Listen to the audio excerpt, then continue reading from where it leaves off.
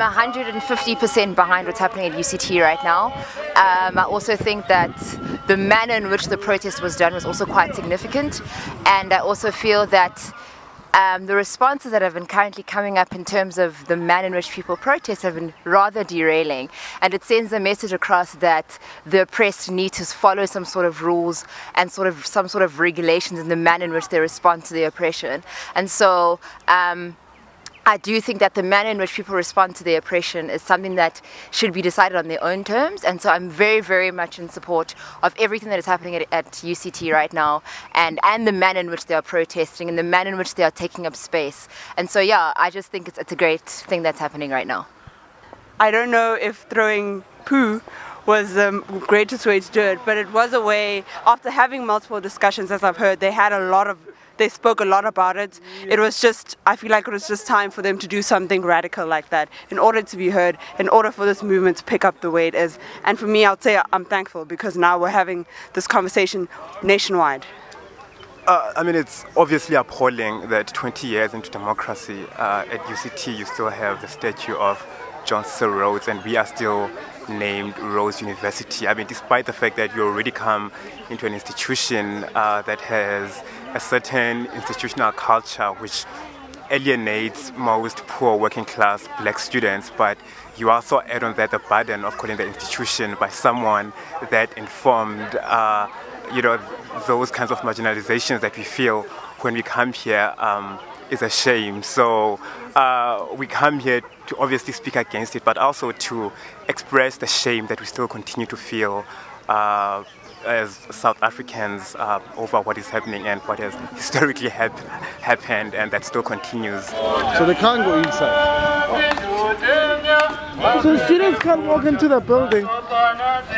There's no rule against that.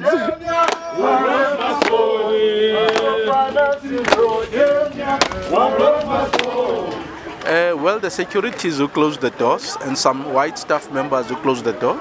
That is not shocking because this continued to be a white racist institution. And continue to be an untransformative institution. So as I'm saying, this was expected.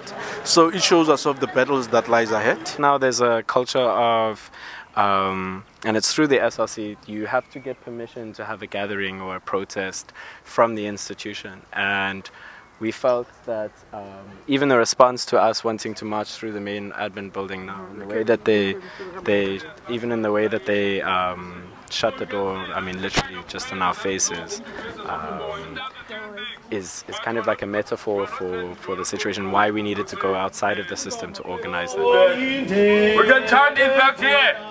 Rhodes University as SRC is very much accustomed to protecting whiteness in the institution. It's very much preoccupied with making whiteness feel comfortable and making whiteness able to breed and manifest and mutate in ways that are horrific and horrendous, and promoting structural violence against people who look like me and people who occupy and embody what it means to be black. And so when the SRC responds, especially in relation to this process, when they say that they use the trope of all students matter and all students are central, for me that is a cop-out, it's derailing. It's, as one of the speakers had said, Carmelita Naika, it's trying to balance the debate in order to make certain bodies comfortable and in order to make certain people, white people, on this campus and in this institution not account for the ways in which institutional culture in this campus protects them. It creates a safety net for them which does not exist for people who look like me. And so the SRC, if it is serious about tackling the issues of institutional culture and transformation on this campus, they need to understand that the conversation is about black people, it's about black students, and that needs to be at the focus of the discussion.